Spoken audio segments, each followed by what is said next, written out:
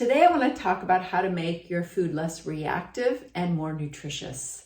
Mary Sheila from BioYouth Labs, and this is such an important topic because anytime we are reacting or having an immune response or an allergy response, even if it's minor to the foods that we're eating, it can create a lot of antigens and antibodies and all kinds of things flooding through the tissues, through our bloodstream and through our lymphatic system.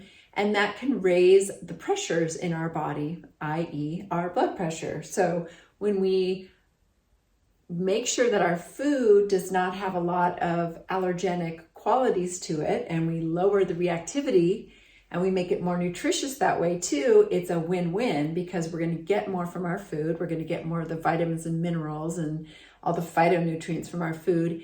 And our immune system is going to stay calm and our waters are not going to get all pressurized in that way. And one of the things I want to talk about is beans. So I have some garbanzo beans that I cooked. I love making garbanzo beans. They're kind of a family favorite around here. And so these beans I soaked them for 24 hours. And when I first started the soak water, the soak water was kind of warm. And I threw in a little bit of lemon juice into it. Sometimes I could use vinegar, just depends what I have on hand. Just a little squirt to lower the pH of my water, which is going to activate some of the enzymes that are going to start breaking down some of the anti-nutrients like phytase, for example. So phytic acid can inhibit things like iron and zinc and calcium and can also be irritating to the body a little bit. The other thing that I did with my awesome garbanzo beans, and this also makes my life easier, is I put them in the pressure cooker or my Instapot. Now, if you have an Instapot and you haven't been as excited about it yet, this is a great way to get excited because what I usually do is I just custom my Instapot. When I have beans, I put it on high pressure for 9 minutes. And then when it's done after 9 minutes, after it's been on high pressure for 9 minutes, I usually release the pressure and my beans are done. And I kind of love that. I love how quick and easy it is. But when I do use the Instapot, that means that I am lowering something else that can be reactive in the body, and that's called a lectin. So lectins are kind of these sticky little protein carb molecules that can create an immune response. So sometimes when somebody has autoimmune condition, they might be more reactive to certain seeds that are considered foods, right? Or certain foods that are considered seeds, like a garbanzo bean. It's really a seed. You could plant it and grow a plant. So I cooked it properly, and that's going to make it less reactive for me. That is a really important step. So sometimes we have to make even more of our foods less reactive. Like, for example, I like sprouted nuts.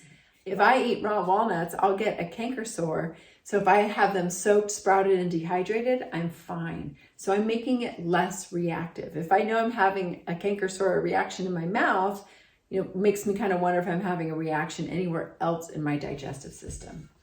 So the other way to make food less reactive and more nutritious is spices. Spices are one of the most nutrient-dense foods, and so we don't usually use that much of them. We use them to taste. So the more we spice our foods, the more nutrient density we're getting, the more of a play those spices even have on our microbiome, which is also amazing. So I have a spice blend, which hopefully I'll be able to open. Oh, good. That is called Berber. And I actually got this from a friend of mine. It's called Pinch of Fancy. You can get it online. But the Berber is an Ethiopian, very complex, wonderful spice blend. I love this Pinch of Fancy Berber. And it has some amazing things in it, which paprika, salt, chilies, ginger, black pepper, fenugreek, cardamom, garlic, coriander, onion powder, cloves, and allspice. It's on the bottom and it's very small. So it does have salt in it. And sometimes I might even just taste to make sure, because I don't want to add more salt. This is salty. Some blends are not salty, but this one is. So I like to sometimes use my hand and just measure out maybe about a half teaspoon. And then I will mix it in there. And I will mix it all up. I love putting a little something kind of sour in there too. You can use vinegar. I'm just going to put a little lemon juice in there as well. I'm just going to mix that together and get all those garbanzos nice and happy and spicy. And then what I'm going to do is I'm going to roast these in the oven, and I'm going to probably end up roasting them for about between 20 to 30 minutes at a 400-degree oven. But I'm going to set my timer for about 10 minutes. And then in 10 minutes, I'm going to come and stir them up, put them back in, stir them up. And then I can see that they're going to kind of dry out. And to me, I love this texture of the garbanzos. They're just a little bit more dried out. They go so nicely in salads. So I like to do that. If I was going to put these in a soup, I would not do this, but these are not going in a soup. Well, they could go in a soup at the end, and then they'd still have a lot of texture and they would really hold up nicely. So at this point, I can also just taste it and see if it has a nice spice. But I feel like I could add a little bit more. So, you know, I don't always measure things. You kind of got to go to taste, right? And it looks like I need to get more Berber. All right.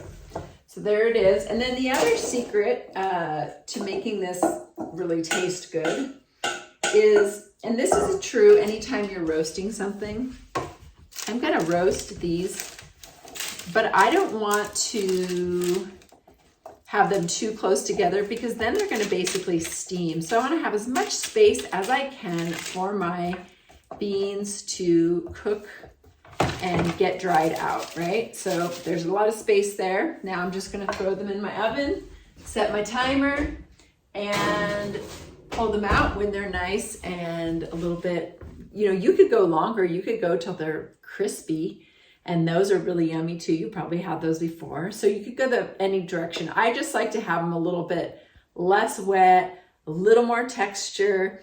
I've spiced them up. That's going to aid my digestion. They are cooked properly. That's also going to aid my digestion. So that means they're not as a reactive of a food, right? Because for some people, you know, we're reacting with our foods, and that can raise our blood pressure. So the more spices we use, and the more we properly prepare, like our ancestors did, the more better, the better it is for our body, for our health, for our immune system, for our lymphatic and blood flow, which is going to contribute to blood pressure. I actually have a friend whose husband did a cleanse with her, and he was on blood pressure medication. And when he eliminated a lot of the allergenic foods, which, I mean, garbanzos are not allergenic to everybody, but they can be to some people.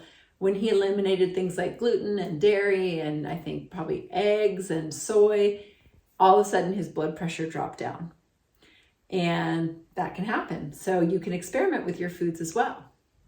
Okay, I hope that helps. And if you make this, let me know. I'd love to hear about it. And I hope you have a great day, and I'll see you next time. Thanks.